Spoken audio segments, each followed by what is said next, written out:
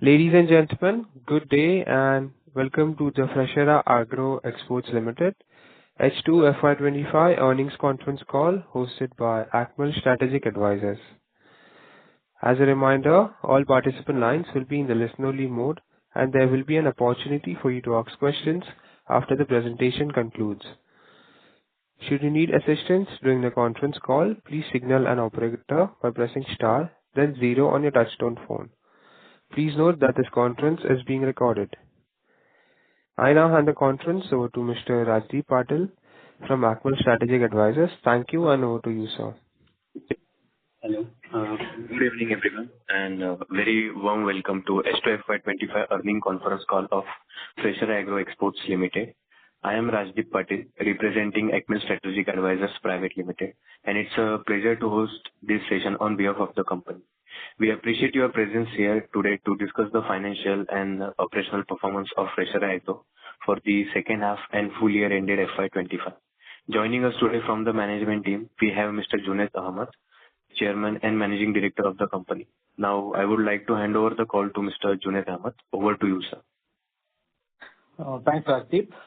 Good evening, everyone. I am Junaid Ahmad, Managing Director and Chairman of Freshara Agro Exports Limited. With over a decade of leadership in the agri-export space, I've had the privilege of witnessing Freshara evolve from a regional enterprise into a globally trusted brand.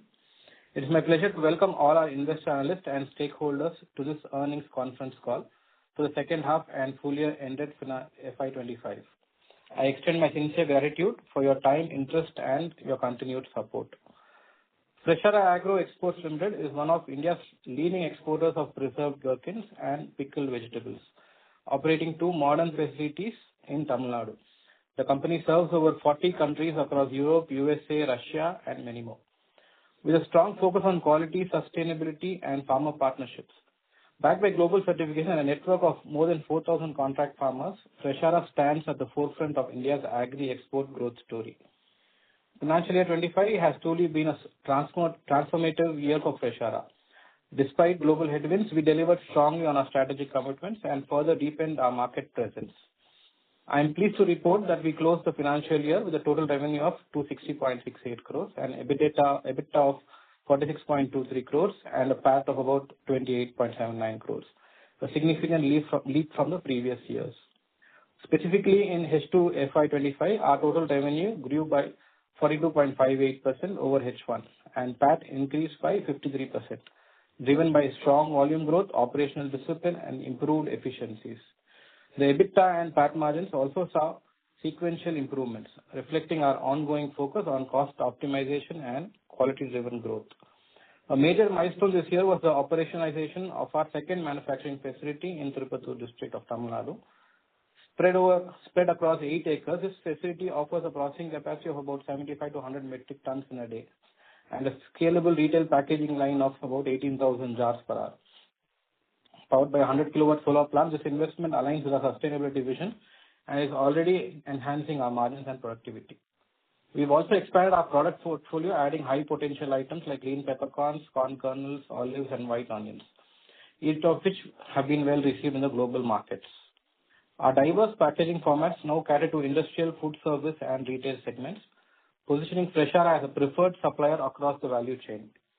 We are equally proud of our NSE listing in October 24, which has ushered in a new phase of institutional visibility and accountability. Our financial foundation remains strong with a stable credit rating of CRISIL BBB, long-term and A3 short-term, supported by about 84 crores in bank facilities, ensuring we are well equipped for the future growth. I am also pleased to share that our current order book stands at about 82 crores, providing strong visibility and momentum as we move into financial year 26. Looking ahead, we remain optimistic and future-focused. With rising global demand for clean label and naturally preserved food, Freshara is well positioned to lead. Our enhanced infrastructure, diverse portfolio, strong farmer network, and expanding global presence gives us confidence to pursue a clearly defined benchmark of 30% annual growth in the coming years. With that, I now open the floor for questions and answers. Thank you. Thank you very much. We will now begin the question and answer session. Anyone who wishes to ask a question may press star and one on their touchtone telephone. If you wish to withdraw yourself from the question queue, you may press star and two. Participants are requested to use handset while asking a question. Ladies and gentlemen, we will wait for a moment while the question queue assembles.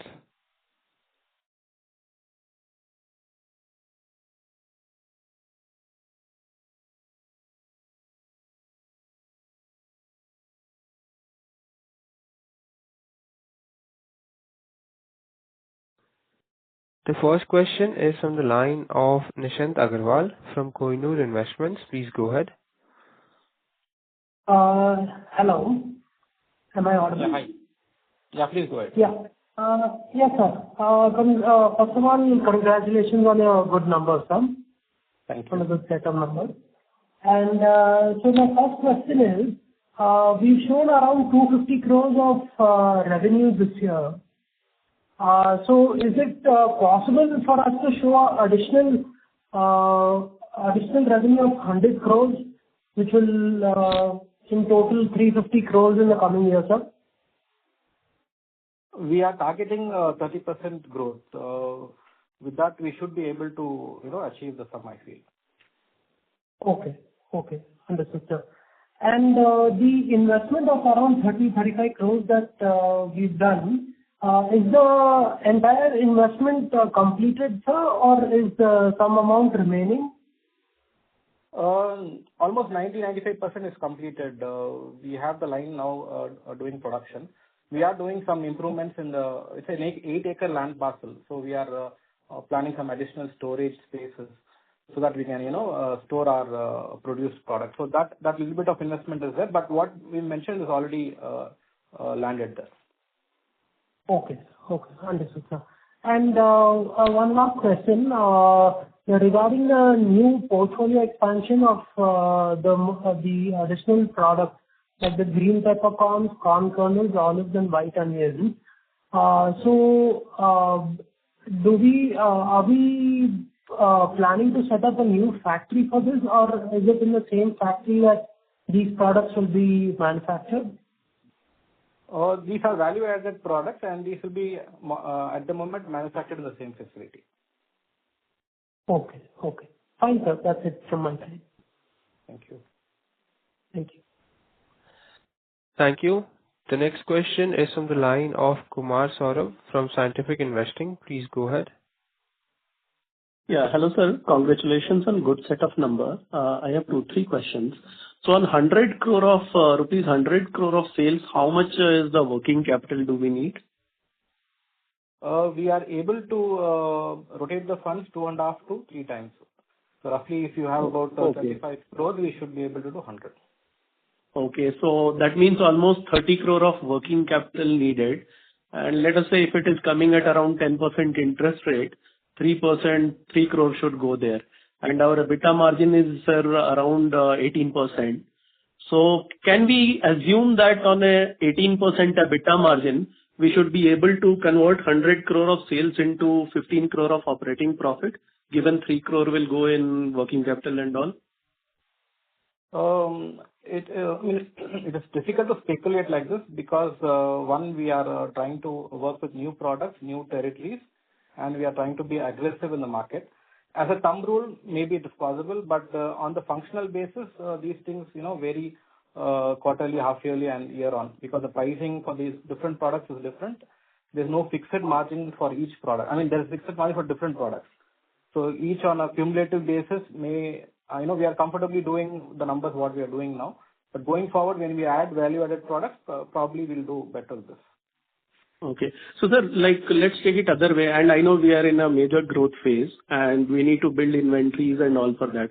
But let us assume if there is no growth on a sustainable basis, we are able to do this 100 crore. Take the conservative scenario. How much of EBITDA will be able to convert into cash profit after all the working capital and all? 1 minute. Can you just rephrase the question for me, please? So let us say we are not investing for growth in terms of building inventories and all, and we are doing a steady state 100 crore of sales. How much of the sales we will be able to convert into a sustainable operating cash flow? Should be most of it, no? Because you're not investing any additional entry, but you're able to sell off everything. Okay. No, but we are spending in working capital and all. For that, we have taken some debt and all. So as you told, my... Yeah, let me do this for you. See, the cost of interest is somewhere around 8 or less than 8% for us because we come under the packing credit facilities. And after factoring in all this, we are able to make the current EBITDA margins of about 18%. So you are saying that if we don't grow and if we just sell the same 100 crores, you are saying? Yeah. Then we wouldn't require so much working capital, no? Okay. So at least I can assume 70%, 80% of that EBITDA, at least worst case, that will get converted into operating profit. Should be, yes. Okay. And sir, in the investor presentation, you have spoken about the latest CapEx, 35 crore of CapEx, which will give us some 2,200 to 250 crore of sales. So this CapEx, sir, does it include only machineries and all, or even land has also been included, or land was already there? It is including the land, but the only thing is this land may not have the current value. As you know, this land was purchased about 5-6 years ago. So today the value appreciation is very high. So assuming conservative numbers for the land and with the construction and the machinery involved, this is the CapEx we have invested. Got it. Has been spent on it. Got it. So again, sir, which means almost on 20 crore of CapEx is giving you almost 100 crore of revenue and 18% of EBITDA margin. So worst case, in 2 years, you will recover all your investments. So is it a correct inference? It's a long shot, but I think in 2 to 3 years, we should be able to recover a lot of it. Okay. And sir, last question, if you can explain the business in a little more detail in terms of supply chain. What I want to understand is, from a risk perspective, whether the prices of raw material are changing or end price is changing, how we are balancing the risk side in the supply chain, right from procuring the raw materials from farmer and ultimately delivering. Basically, I want to understand your business operation and supply chain in a little more detail, sir. Okay. We do our sourcing is based on contract farming, most of it. There's some part of it which also comes from facilitators, who also follow contract farming. So contract farming is where we give a fixed price to the farmer, and the cost of procurement is almost even or very similar across the years. So through the years, the price of products have gone up also slowly, and there's also a dollar appreciation. The Indian rupee has come down. So thereby, year on year, we are able to at least calculate 10 to 15% margins on our products. This fixed procurement of raw material helps us have the same numbers throughout the year. The price of product wouldn't swing very, very high. They are majorly now today after the global, the lot of wars which have come up, there are a lot of fluctuation in the global freight market. So global freight is you can say at least 10-15% of the freight contributes to the final end product price. So when the freights are really down, the product prices are also down. When the freights are really up, the product prices are also really up. These freights are compensated by the customer. End of the day, we work on our margins, where we source, we produce, and we export. So this part is very stable. The only fluctuation part is the transportation part. And through the years, as I mentioned, historically, rupee has weakened, and some years there's a lot of weakening where you are comfortably placed that you are able to at least pass on some benefits to the customer. Any other raw material which is associated is only packing material. There are only about 3 or 4 packing materials in our industrial packaging where it depends on your plastic prices. But again, they are also very stable. We buy packing material from listed company. There's a company called Time Technoplast. So this is our major supplier of packing material when you go for the industrial packaging. Then comes the glass products which we buy from AGI and Hindustan Glass. So these jars also do not have almost a similar price through the years. The price appreciation is very little, or maybe 1 or 2%. And we supply to 2 types of customers. One who repacks our product at the end destination, and the other is who directly takes our product and gives it to the retail chain. This particular line where the white label products are, the prices are even further stable because it's a premium product and the contracts are long-term contracts. There are no short-term or spot contracts in this particular business. So this business helps us have sustained margins through through the year. The industrial packaging business also has long-term contracts and a lot of short-term contracts or spot contracts, which are sometimes very highly profitable or sometimes a little less profitable. So on an average, because we are in both industrial packaging and as well as retail packaging, the more we do more retail packaging, the margins are becoming better. And today's contribution of retail packaging is only about 15% or less than 20%. So we are trying to increase the retail packaging contribution, which helps us achieve even further stable margin irrespective of the global market scenarios. Our supply chain is very simple. We source from the farmer. We do the entire growing, sourcing, cleaning, packing, regrading, processing and export. So from end to end, we are involved. It is literally from seed to the shelf. This is the entire supply chain which we take care of. The largest transport part of it is taken care by the shipping lines. Got it. Thanks for such a detailed answer, sir. Thanks a lot.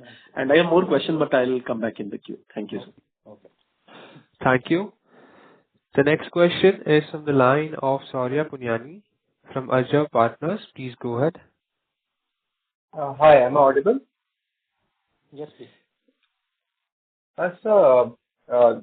This your new capacity. So combining this, what is our total capacity as of now? The first plant is able to do about 50 metric tons per day. The second plant is in the initial stages. It will be doing about less than 50 tons per day, and eventually we want to stretch it up to 100 tons. So the new plant combined, you're asking me that on its peak performance, it should be able to deliver us 150 metric tons per day.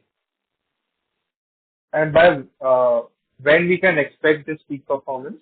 And what is the current performance as of now? So this year we are expecting at least the plant to function at 50% of its expected capacity with the existing line. As we need a few more months to streamline the operations and get the best tasting product out of the line. Thereon, probably in the second half of the year, we should be able to do at least 60-70%. And the next preceding year, that is FY26, we should be able to achieve 100% productivity from the new plant. The new plant also has scope for expandability, and after financial year 26, we are planning to have another production line in the same plant. So by end of FY26, new plant will be at 100%, right? It should, yes. That's right. Okay. And then 27 will increase the capacity further. Yes. Okay. And so, what is the percentage between our own brand and white label in terms of sales?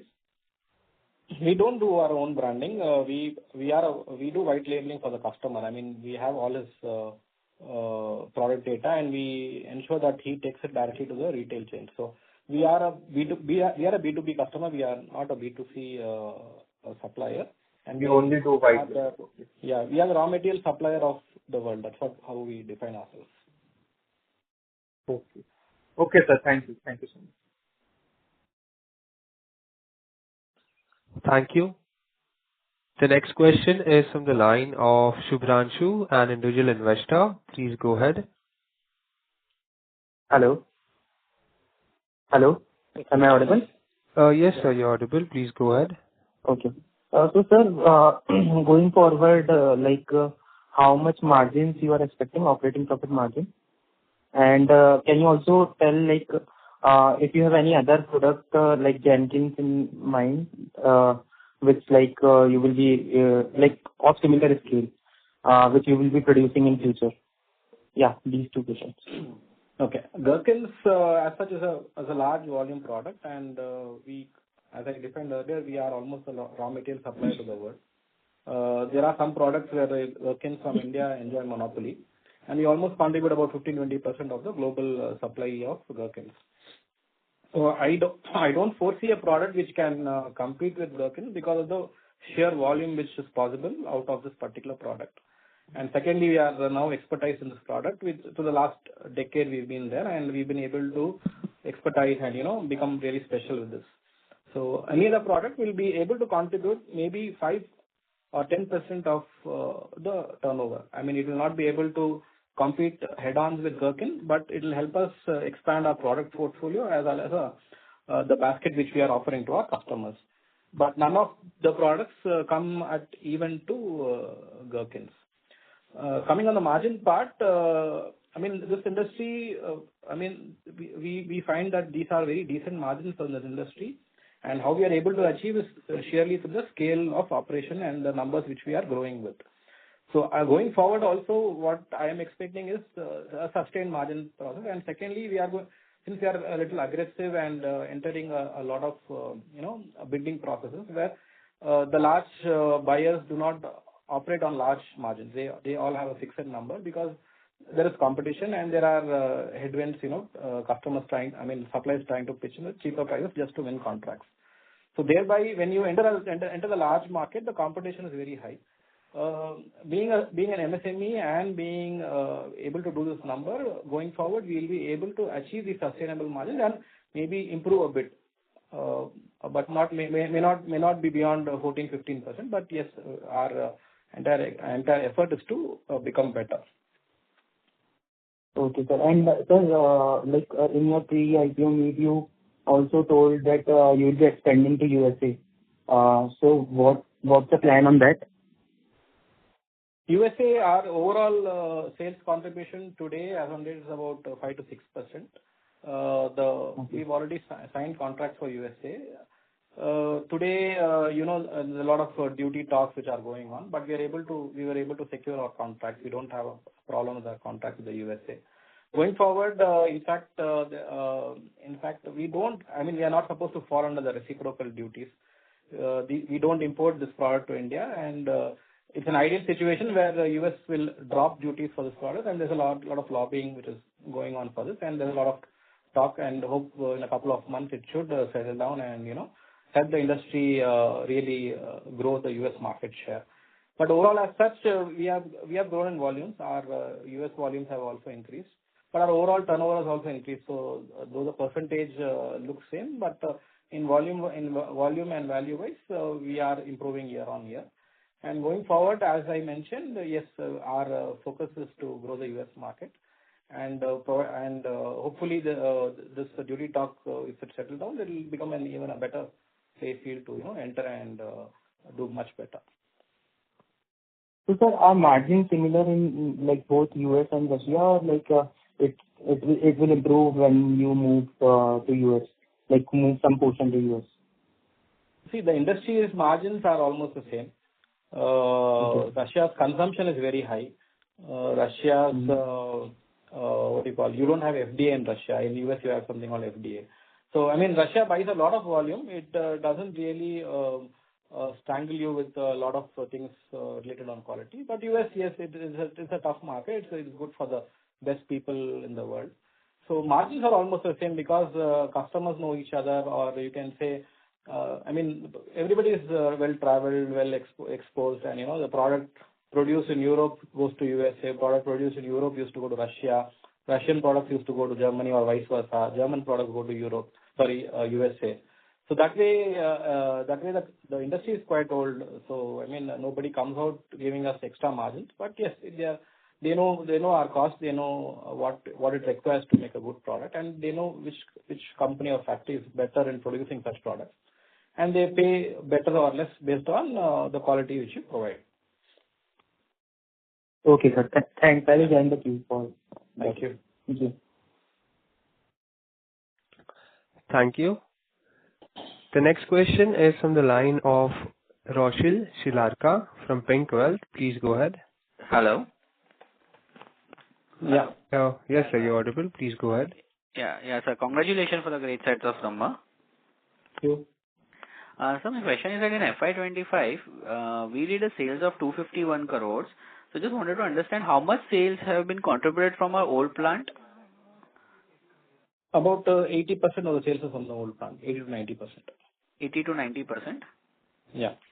And the new plant was operational only in the last quarter. Right. So, yeah. So how much has come from the sales from the new plant? Should be about 35 crores. 30 to 35 crore. Yeah. So, sir, with this two combined capacity, the peak sales we can achieve somewhere around will be 450 crores. Am I right? That's the target. Okay. And so currently our order book is 82 crore. So are we seeing any visibility in terms of order inflow since this 82 crore, so we might be doing in 3-4 months only? Yeah, there are, I think, roughly around 35 to 38 crore order pipeline has already been under discussion. So I think today we closed some orders, and this week at least 50% of it will get closed. And a lot of orders come in the months of July, August, and September. So that way, we are, every quarter we'll be able to get orders close to 80 crores. Every quarter. Yeah, 3 to 4 months period, you can say. And sir, are we seeing any slowdown in terms of order inflow, or the momentum has been as per our expectation? It's good. See, it's good. What has happened is once we started the new plant, we are now able to cater to more premium customers. That is, previously we were, as I mentioned, we were the raw material supplier. That is, we were able to do more of industrial packaging. Today we are able to cater to new customers who request, products bottled and canned in their own brand. So this is a completely new business line, which has been only 10% of our business share earlier. So today, the good part and the best part you can say is that we are able to now forge hands and enter the market in a broader scope. Whatever be the global issue or whatever events are happening, it is not really affecting our volumes. We are able to, in fact, we have a lot more demand, which is prompting us to think about another line of to set up another line of production. That way, our volume growth is really good. If the global scenario becomes better, we'll in fact come out really victorious. So, sir, this retail packaging, which is contributing less than 15%, so in this year, have we set any target to reach in terms of percentage of sales? How much we can do? For us, as I mentioned to you, Gherkins is a volume product, and the industrial packed product gives us the maximum volumes. So when you, for example, if we touch roughly, if I estimate about a 300 plus crore turnover, the percentage share may not vary much, but the volume and the revenue share would have gone up for this particular product. So we are expecting year on year, averagely, if you take that particular line of production, we will go easily about 30%. But on an overall scale, if you see, we may be 10 to 15%. Okay. And sir, we are expecting only 30%, we have in presentation, we have given 10 to 30%. So it's lower side 10% and on upper side 30%, or how is it? That is mentioned as year on year. That is, we don't want to speculate too much, or we don't want to talk on terms which, gives a lot of multiples. The plant capacity helps us to grow 30%, and we have an historical growth pattern, which we've grown about 30%. We understand the industry in such a fashion that 30% growth is easily achievable. But the sales targets are always at a higher scale, but we do not want to speculate on it. And so for bulk packaging, is there any benefit for the client, in terms of tax or customs? So that is why there has been a lot of volume on the bulk packaging side. See, for example, if you consider some products, customers prefer, for example, a German customer, he will prefer made in Germany products. He wouldn't go for the last line which says product of India. So as I mentioned, the raw material has to come from India, but the final product may be from Germany. So I mean, it is an entire customer's perspective, which is slowly changing that they are open to products produced in India itself. Secondly, the bulk industrial packaging carries lesser duty, as you mentioned rightly, that the duty for a bulk raw material product is much lesser than compared to a white label product. But not all have large plants where they can repack and make products in their white label. So they balance both. They sometimes buy both. They buy the industrial packaged product, they take it to the factory, and they repack it, as well as they buy the final ended product, which is completely ready from our factory, and they mix and match, and they try to sell it in the markets. Okay. Got it, sir. Thank you, sir, for the questions. Thank you.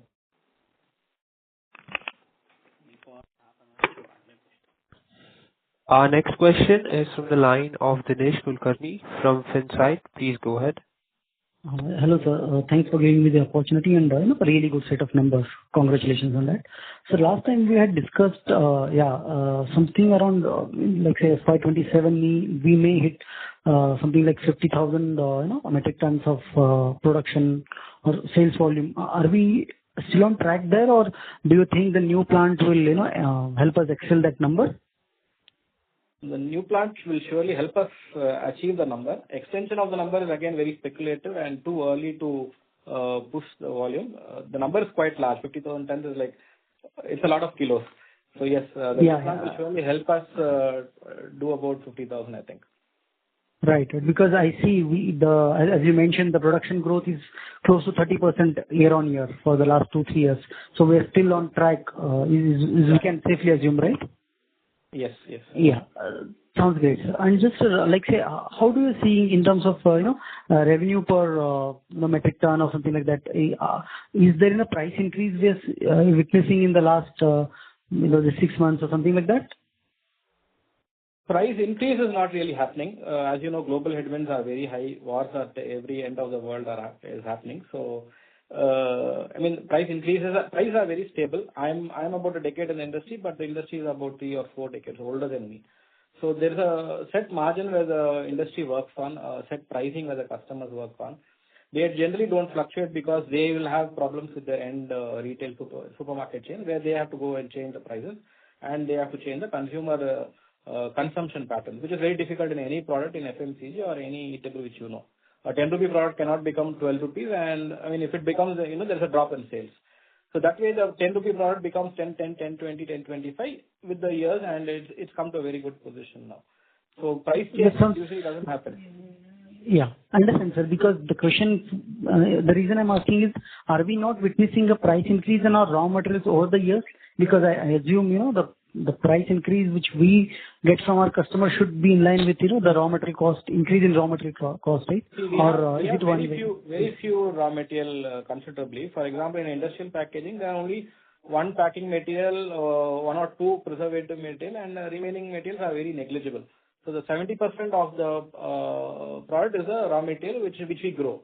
So it's a hands-grown product which we have not allowed elevation in prices, and it's a consistently evolving product. It's not a rapidly costing product like any other industry. The raw material price does not go up.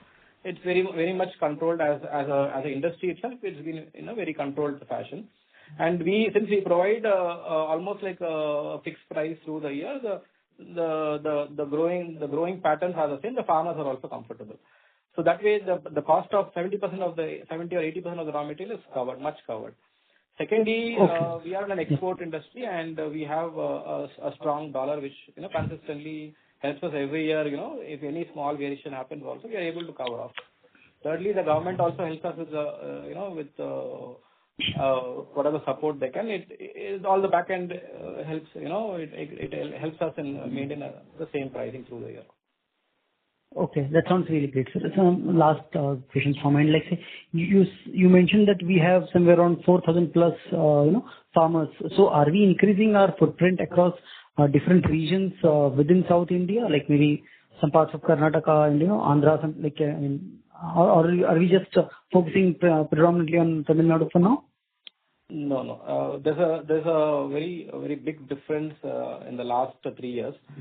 Before 3 years, we were only present in Tamil Nadu, and we were sourcing through different ventures in Karnataka. Today, we have our own contract farming happening in Karnataka. We have a large community of people working for us.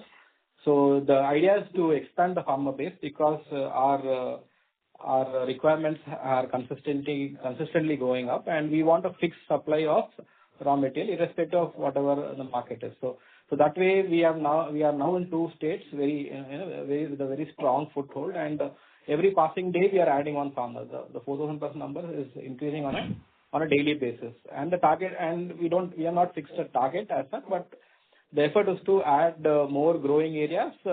Depending on the proximity to our manufacturing units, we are trying to add on the farmer family number as much as possible.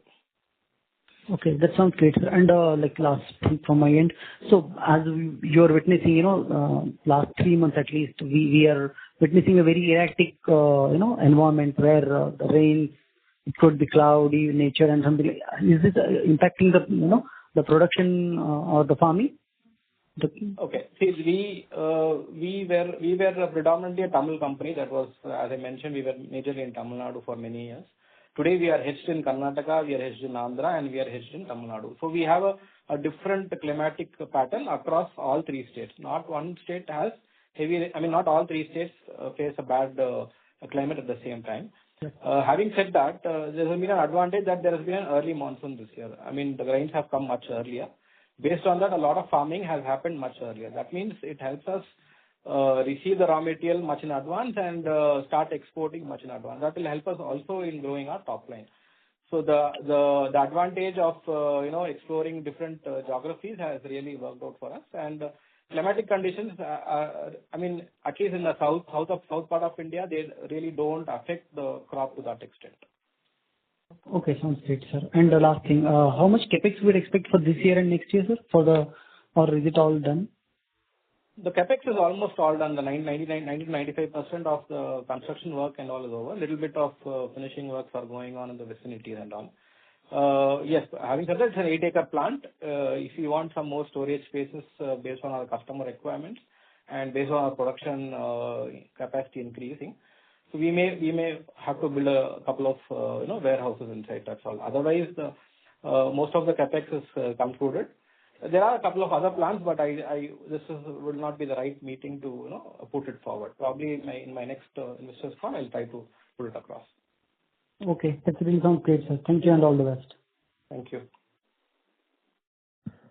The next question is from the line of Varun Agarwal from Networthy Financial Services. Please go ahead. Hi, thanks for the opportunity. Thanks for hosting the call. Before I ask my questions, I just wanted to talk about one conversation by my earlier participant. It was mentioned that 50 to 60% utilization in FY26 and 100% in FY27. I think there was some confusion there.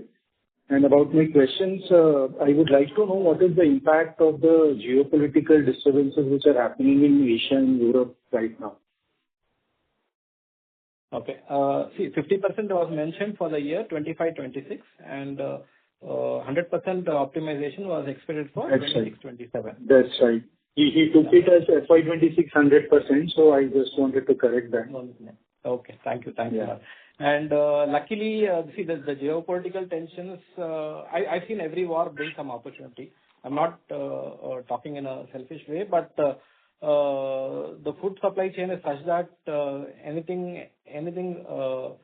tough situations bring out good results in our particular industry. And luckily, we don't have wars in geographies which are large customers, are consumers basically. Iran, for example, is not in our customer list, and Israel, for example, is also not in our customer list. Iraq happens to be a large customer, and a lot of things changed after Iraq came out of the war and the sanctions. So I think once this is done and dusted, probably US should lift all sanctions of Iran. Iran is a very good consumer of this particular product. Unfortunately, unfortunately, in the last 7, 8, or 10 years, Indians have not supplied to Iran. So if at all the war ends in a good note, I think it actually would open it would give me an opportunity to at least do a large number in Iran itself. So let's hope it ends soon. And with related to the shipping cost, as and when they increase, the customers readily accept the increase, or there is a lag of a few months in that? See, customers are first knowers than us because most of the shipping lines are based in Europe. So any customer, any increase in freight is pre-informed to the customer than to us. Any decrease is also pre-informed to them than to us. So through the years, even before I know the price, the customer has his price in hand, and he knows that I'm going to work at this particular price. And we also try to forecast for them so that we save costs. For example, next month if we anticipate a freight increase, we try to work very close to the shipping liner so that we also inform our customers not to suffer the $500 or $1,000 increase. So it's reimbursed basically. So we've got clarity about the export business that we do. Are we planning to do anything or expand anything domestically? Okay. Domestically, yes, we have a plan. It's a very broad-based plan, and some groundwork is going on in it. Unfortunately, I'll not be Okay. able to disclose more details in this particular call. Okay. Okay. Thank you so much and all the best. Thank you. The next question is from the line of Tejas Khandelwal from Prudent Equity. Please go ahead. Yeah, hello. So this, sir, there is 10 crores of other income in FY25. So what is that? Because if you keep aside this other income, then our operating profit margin is around 14% only. Okay. 10 crores is nothing but we have something called remission of duties and taxes. This is again what we suffer at the cost of our fuel and everything. The duties are applied on the export goods. In other way, you know that taxes cannot be exported, and these are reimbursed by the government. It's just that either it can be categorized in other income or it can be added in the product's profitability itself. So this is a part of the cost which is involved, and there's a discussion now that this comes into the mainline income rather than other income. So this itself is about I think roughly around 4 to 6 crores, and the remaining is again forex gains. So again, the forex gains is nothing but on our export only, and as you know, in any export industry, the forex margins play a big part because there is a lot of speculation and there's a lot of hedging, and we as an exporter are allowed to enjoy a premium of about 2 to 3% in all our forward contracts. So that way, both are part of the industry, and we are good to assume that they combinedly can give us a good number. Okay.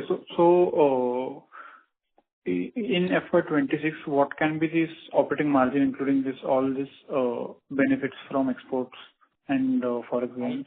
This again, I cannot speculate because it again depends entirely on the export volume. Roughly around maybe on the export, it will be about 1 or 2% will be an additional revenue. I mean, additional bottom line it will contribute to. But can we just maintain 16-17% margin at operating level? At operating levels, I'm not sure because as I mentioned, we are trying to be aggressive. We are trying to get into biddings of contracts. And in food industry, generally you can never expect a 15 or 20% gross margin. So yes, I think what we are making now, we are consistently been making, and we are confident of reaching the same level. There will be some improvement as we try to do more of white labeling, and hopefully, if at some point of time we have our own brand, that will help us achieve the number which you are speaking. Okay, sir. And so I wanted to know this debt level. So what borrowings can we expect by the end of FY26? It shouldn't change much based on what we have programmed.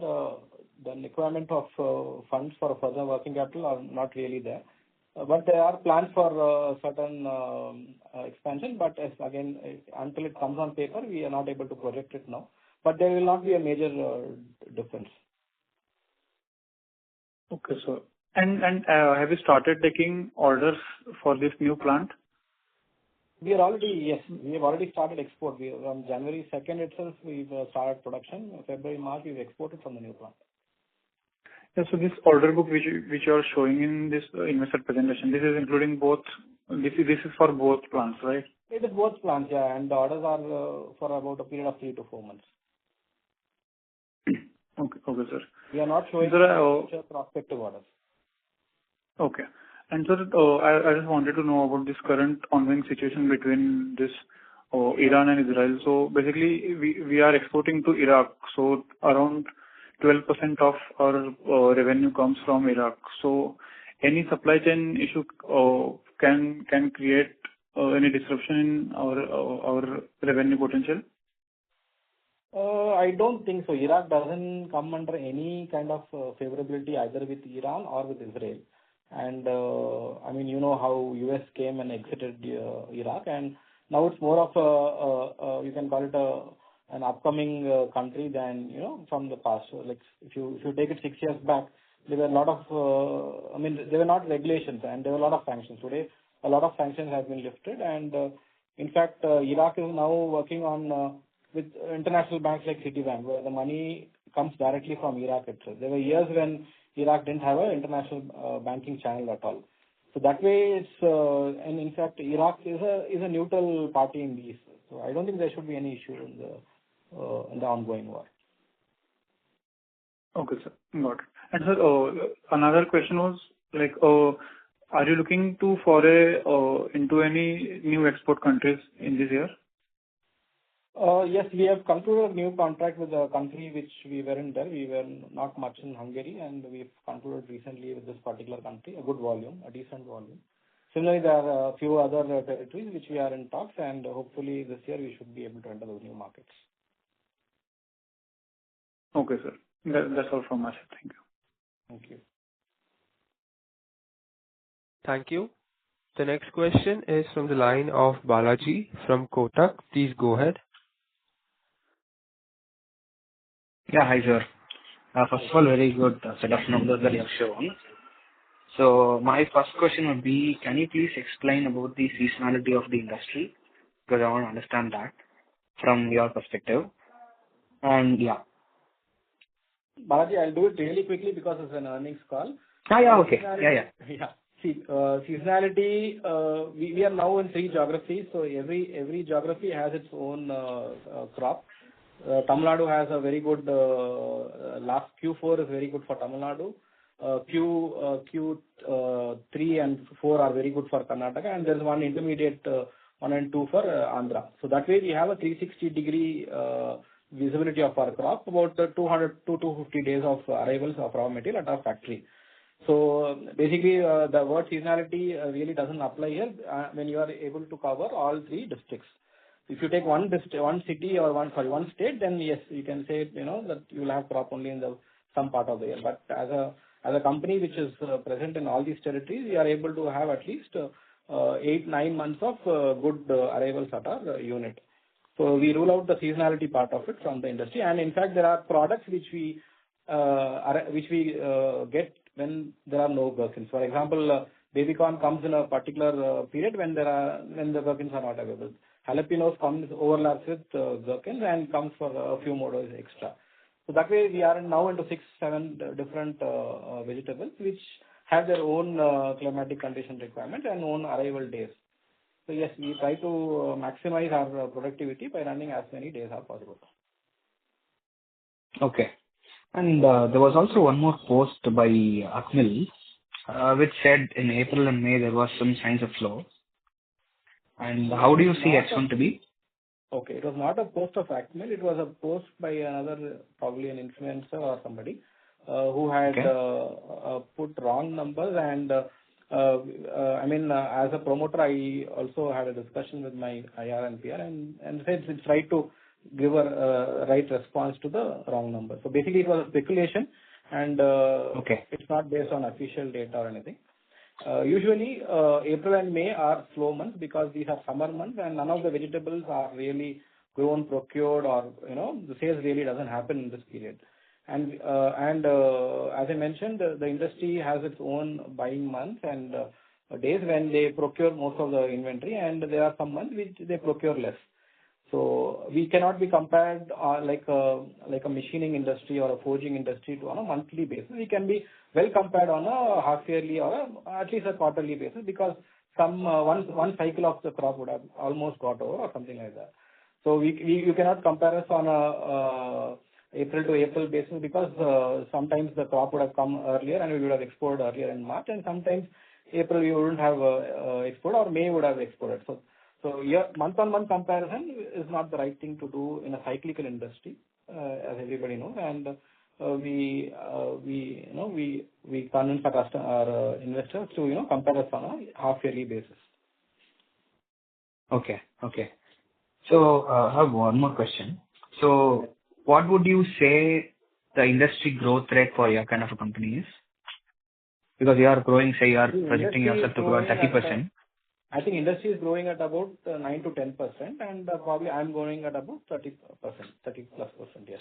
So you are scaling at 30% because of being small, or how is it? Or if you mature, would you also continue to grow at 30, or how is it? It's completely two different things. The industry is widespread. The industry is into different types of packaging. The industry sees different opportunities and through different eyes. So I will still say that there's a long way to go. I'm at about, I think, 10 to 14% of some market share I have for the gherkin industry. The other products, I am only doing about 1 or 2% market share, and I think that can easily climb up to 10-15%. So the basket is bigger now than it was in the previous year, and there's a large scope by saying that we need not compare it only with gherkin. We can compare it with the processed vegetables which are exported from India. So that way we have a large market which we can capture. Okay. Last question from my side. How difficult or easy do you think to identify and acquire contract farmers? It is difficult for a new company. You need to understand the product first. Second, you need to have sufficient working capital. Third, you need to have sufficient consumption. Without consumption, you're not going to enter the farming practice. And I call it an entry barrier. It took me at least 2 to 3 years to understand the farmer's chemistry, and you have to be a family with the farmer to have it's basically a long-term relationship. It cannot be a day or two's thought process. So it's a challenge. It is a first entry barrier in the industry, and these days farming is also not easy, and large companies are not good farming companies. So we are trying to have a essence of both, and we are trying to grow along with our farmer base. Okay. Sorry, just a follow-up question. No So if you want to integrate more, it could be any integration, what would you do next? Vertical or horizontal? See, integration is something which is possible, where I can integrate and launch my product in India, and I can do a few more there are a few more processing techniques like dehydration, which can help me launch in India and some countries. So that particular integration is still pending. And thirdly, is we are almost very close to the ready-to-eat segment, where your chili sauces, your anything which you compare in ready-to-eat can be possibly integrated into this value chain, because we are at the sourcing level. We are very strong at the sourcing level. As we are very strong at the export market level. So export goods, as you know, are any day they pass through even stringent quality norms and the Indian standards. So that way we are well equipped to launch and integrate other products and other packing methodology in our ecosystem. Okay. Fine. Thank you. That's all from my side. Thank you. Thank you.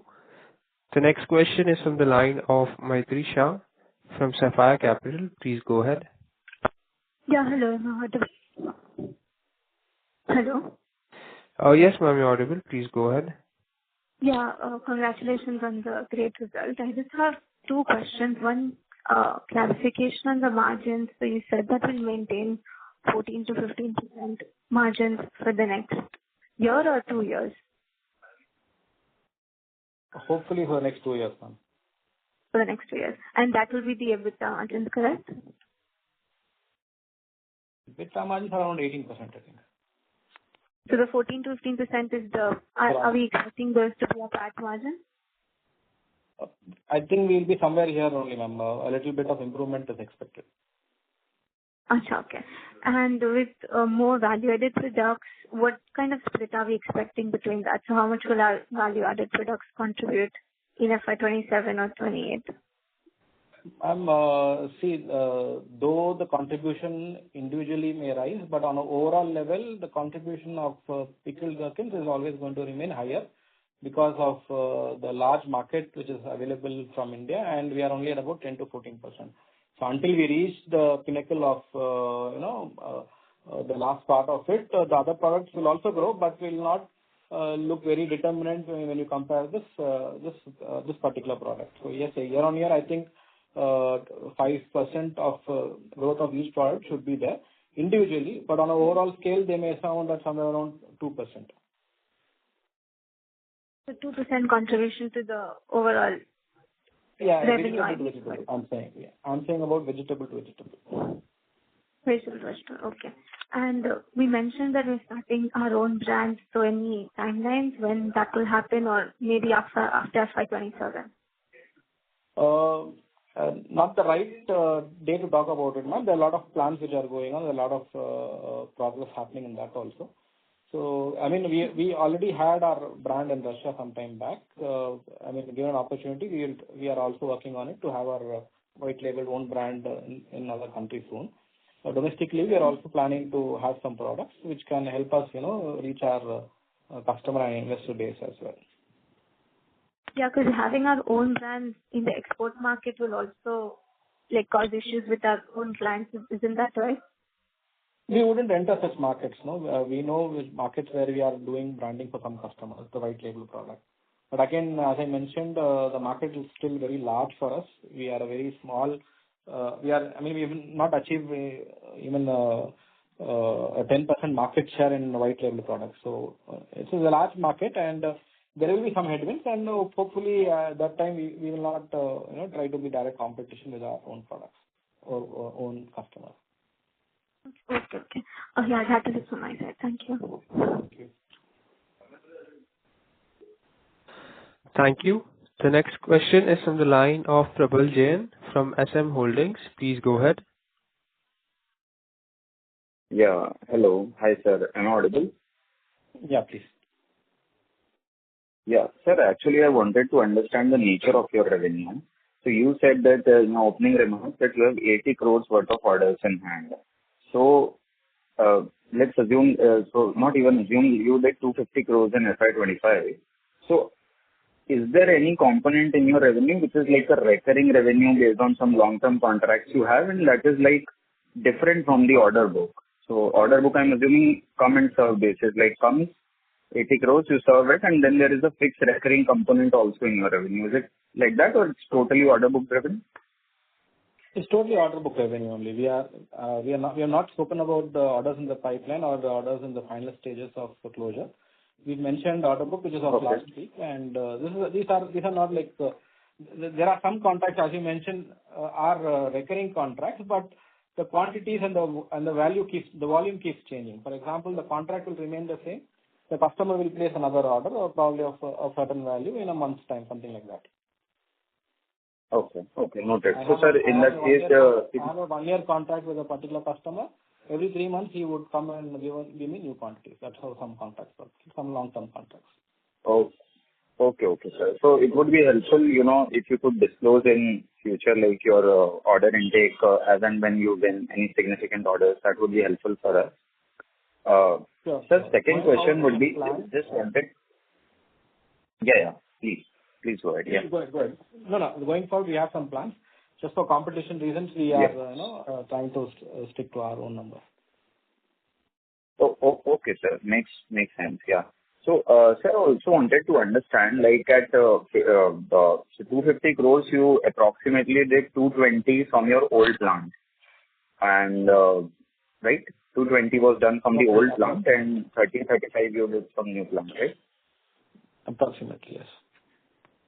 Yeah. So now you have 50 metric ton was in first unit. Second unit you have 50 metric ton, which is scalable to 100 metric ton, as I inferred from the call recently. So you have a total of 150 metric ton capacity, right? Correct. So, sir, when do you expect, like based on your experience, like to have 100% utilization, and by which level of utilization, let's say 70-80%, you'll start planning maybe a new unit or something like that? See, any new unit takes 2 to 3 years of materialization time, because today constructing and planning a new unit is not as simple as the previous years. And in fact, being in a specific industry, you need to be very close to the raw material. So that would be the main target. So what we plan to do after 2 to 3 years, we are already in some thought process that discussions are going on. Having said that, the existing unit also has expansion capacity to, the peak of its production will reach only by next year. So this year we should be doing about 50 metric tons per day, and hopefully by next financial year we should be able to touch about 75 to 100 metric tons a day. And by then, by next year financial year, we want to have another processing line, which will help us to grow another 30% from that particular plant. Okay, noted. So, sir, just to have a clarification here, you said new unit takes 2 years or so, worth of time to plan and something, and you came with your IPA somewhere around October 2024. So, and you raised money for the capex for the new unit. So, and you commenced it, right, in the next 7-8 months. So, on one hand, you're saying it takes 2 years, but you commenced quite quickly. So, were you planning it beforehand? No, let me explain the process. See, the land was acquired during COVID. Roughly around 2018-19, we had acquired the land. I think 19-20, we had acquired the land. We started a little bit of ground development work, a little bit of acquisition work. I mean, we wanted to have a bigger factory. We had a 5-acre land. Then we went for an 8-acre or a 3-acre addition to made it an 8-acre land. And planning and approval took us some time. So in the IPO, we just raised money for the machinery. The construction was already at 70% of completion. Through our internal approvals, we have funded, I think, close to about 18-20 crores we have funded from our internal approval, and we've constructed in the previous year itself. That basically was a work in progress. And this year, if you see our assets, they are about 50 plus crores. So this particular factory took us about 3+ years. So that I take it as a thumb rule that if you want a very good, nice factory and with a sufficient packing capacity, you need at least 2 to 3 years for it to come out of good shape. Okay. So I know you have been hinting a lot in the call that you have some plans which are on paper, but because it takes 2 to 3 years and by next 2 years you are expecting 100% utilization of unit 2. So I'm assuming on paper like you must have started something on the expansion line. So it's fine. Yeah. You can come back on the appropriate call. I'll update you probably in the coming days. Yeah, sure, sir. And sir, my final question would be, you have mentioned that you have explained us the cost dynamics, like the way you procure from farmers and the way you sell it. So you mentioned that price-wise, mostly your product remains in the stable range. So it's a game of volume, and for volume, obviously, we'll keep on adding up the capacity. I wanted to understand in the next 2, 3, 4 years how your revenue lines, like, are there any new revenue channels or revenue sources? One is this D2C type stuff you can do. One is the branded product line. I think I heard something on that. So you can throw some light on the next 2, 3 years, how you see your revenue channels evolving, like any new revenue lines you have or you are planning to explore.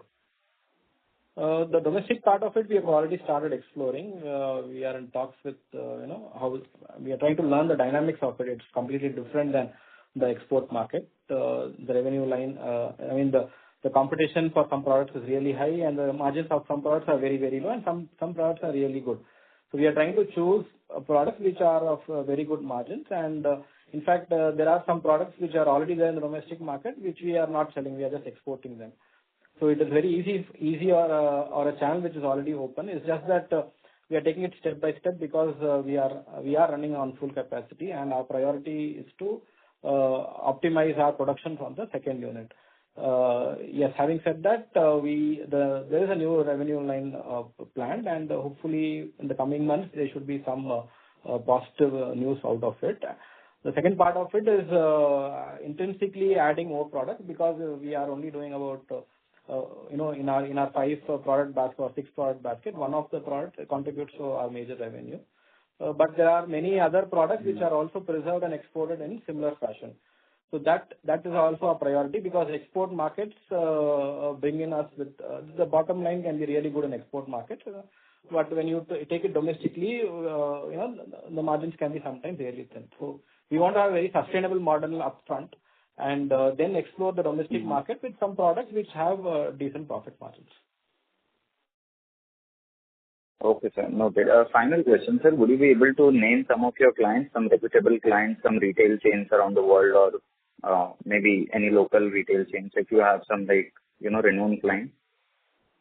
Unfortunately, over the call, I would not be able to name them, but yes, that's top fine. 2, top 2. I mean, probably you can write to us, and if you are comfortable, we'll surely dive into the details to you. Okay, sir. Thank you. All the best. All the best. Yes. Thank you. The next question is from the line of Sahil from Samdharya Capital Ventures. Please go ahead. Yes. Am I audible? Yes, sir. So one small request, and I don't know if it's already been discussed with your internal team. Are we planning to release some quarterly one-pager summaries going into FY26? Any insights on that? That is in plan. Yes, we should be able to do it from the hopefully from the end of H1. We are planning something like that. Okay, sir. And this second unit presentation that has Sorry, I'm not able to hear you clearly.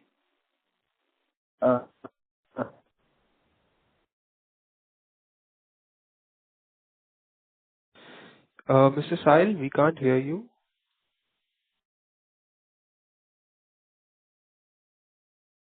Hello. Hello.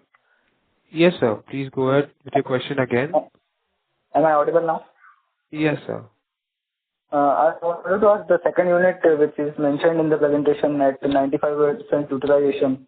So, has it already started operations? I mean to say, it is reflected. Yeah, it started operations in January this year. So it is already reflecting in revenues in this year. Yes. Yes, sir. And the land that you have mentioned for the upcoming expansion, what is timeline for that? The upcoming expansion. Okay, the current factory will take it about a year to become optimized. The new plans, I have not divulged anything over the call. Probably in the next call, we'll have some more details. All right. Thank you. Thank you. The next question is from the line of Miten Shah, an individual investor. Please go ahead. Yeah. Am I audible? Yes, sir. Yeah. Thanks for giving the opportunity, and congratulations on posting a good set of numbers. So my first question would be like, for all the products that we have, gherkins, jalapenos, baby corns, which product gives the highest margin? In the industry, almost all of them carry equal margins because the end customer is also very similar. I mean, a customer who buys gherkins buys jalapenos and similarly baby corns. But revenue-wise, I think baby corn is an expensive product, and yes, sometimes it carries better margins. But geography to geography, product to product, everything is variable, and we see gherkins has consistent margins, and the others are all a little more seasonal. So it depends country to country that some countries provide better margins for a particular product, and some countries provide thinner margins for some products. So you cannot unilaterally say that this is a product with high margins. They are all in the same industry, same preservation method, and same consumer also. So almost all of them are with the same margins. Perfect. And one more thing, see, we are a 100% exports oriented company, sorry. Okay, and we just heard in the Concall, there are plans to tap inroads, locally as well. I mean, after 10 years, why was not that thought earlier on? I mean, how big is the opportunity in India, especially for pickled gherkins actually? Or does the industry already exist in India? Sorry? Does the industry for pickled gherkins already exist in India? Yeah. See, today it is almost present in a ready-to-eat segment. It is like, for example, traditionally what we do, we buy vegetables, cut them, and use it the same day. This particular preservation method gives you a longer shelf life, and it is like you get a ready-to-eat product, and it's also customized. It can be chopped into small pieces at the manufacturer level itself. So, and there's also a lot of flavoring added to it. If you have a globetrotter, if you've traveled or stayed in America or Europe, you will probably come back to India and consume this product. Otherwise, there is no knowledge or awareness of this product. Previous years, we were mostly sold out. We never had an opportunity or capex or the working capital to say that we'll start in India. Because as you know, India goes on a distributor model. The geography is large, and there's separate investment required to store, produce, and there's a lot of marketing also required. So that way, we had the focus to have good margins first of all in the food industry. So that we focus more on the exports because it's always traditionally been the bread and butter, and it's always helped exporters to sustain the business. Going forward, we have more opportunities, we have more exposure in the market, and also a lot of awareness has come in the last years after the era of COVID. So we see that there's an opportunity and we want to expand locally also. Correct. But how big is the TAM in India? I mean, what is the approximate TAM for this product? I don't have the numbers as such, but again, it is not seen as one particular product and it is seen as a ready-to-eat market. Okay. So once you enter this segment, you are entering the ready-to-eat market segment. Okay. So at India exporting the world's largest, 15%. Who is the next? Which one is the next country which exports the largest after India? Maybe Turkey, and there is also the same product produced in Europe, USA, and Russia as well, at a smaller scale because they don't have the method of contract farming and they don't have so many farmers basically. It's a laborious job. So yes, India happens to have the major. India happens to be the major grower, and you have smaller countries like Vietnam, and so I mean there's a little bit of production everywhere here and there, and you can say Turkey as a major competitor sometimes, and you can also classify the local produce of Russia and USA as a competition. Yeah. I mean, why I ask this question is basically like when we say, suppose, if we understand Turkey probably is the next largest contributor, is there a difference in the quality between us and other export-oriented countries? We can probably say that our gherkins are the best in the world.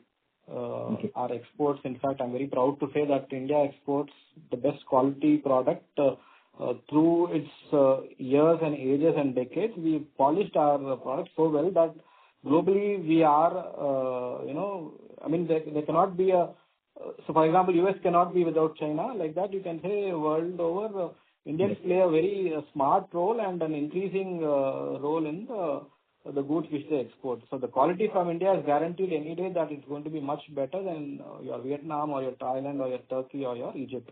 So we also import some products from these countries, and they come in a really bad condition. So eye to eye, I can see that any day we are the best. And how about the pricing difference? We are at the best again. Probably Vietnam or Thailand may have a little bit of pricing advantage, but they cannot do the volume and they cannot do the sophistication packaging and time. They cannot stick to the timelines. We are a more organized exporter country than compared to these people. Correct. And what would be a typical shelf life, especially for this kind of pickles? In the industrial packaging, we give about 18 months or 24 months of good shelf life, if not tampered with and stored in ambient conditions. And in the white label, sometimes it is about 24 to 36 months. If you are opening it, yes, the shelf life is only about a week or two because it becomes almost a ready-to-eat product. Perfect. So just one small question. Like of all the 251 crores of revenues that we did, were there any rejection or failure rate basically? I mean, how much of that would be in terms of percentage?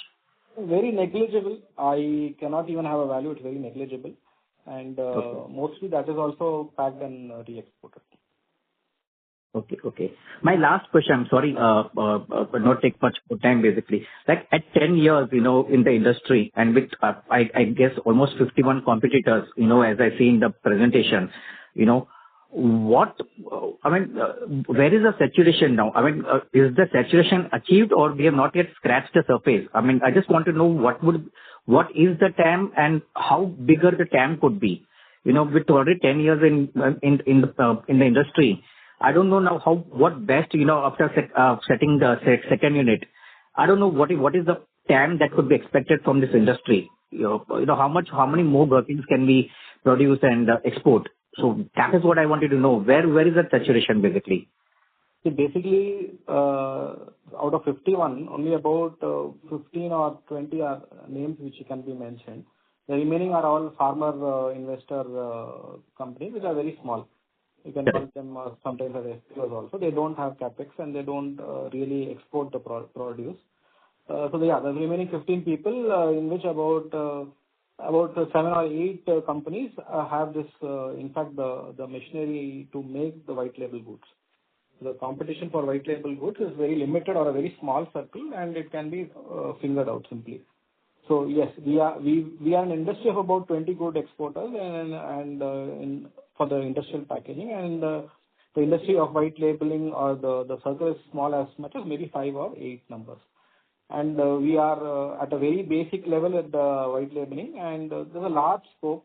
I mean, we've scaled well in the industrial packaging, and there's a large scope to scale in the retail or white labeling, basically. That way, until we reach a market share of about 35, 40 or 50%, I don't think we are seeing any headwinds. We are having more orders, and we need more of production lines to worry about instead of worrying about the industry. Correct. So at 10% market share, are we the highest or where do we stand? Second or third, I think, maybe. Third.